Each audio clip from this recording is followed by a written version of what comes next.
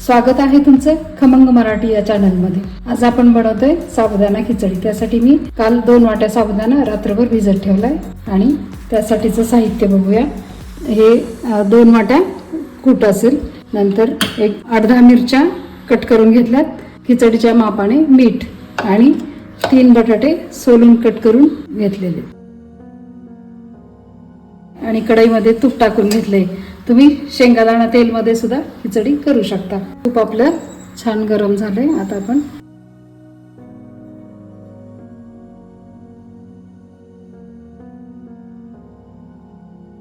हे मस्त हलवून घेतले आणि आता याला झाकण ठेवून 1-2-3 मिनिट मस्त बटाटा पण उकडेल आणि मिरची पण तळून निघेल। चला तर आता आपला बटाटा छान मऊसर शिजलाय, मिरची पण तळून निघाली, त्यामुळे त्याचा तिखटपणा कमी होतो।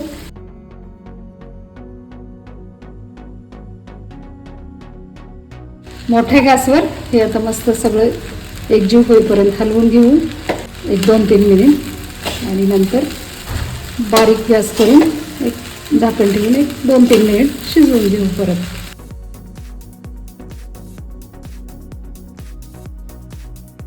आता आपली खिचडी तयार आहे।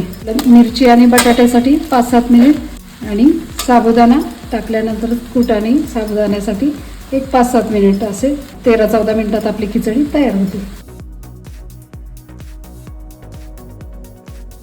चला तर आपली खिचडी तयार आहे।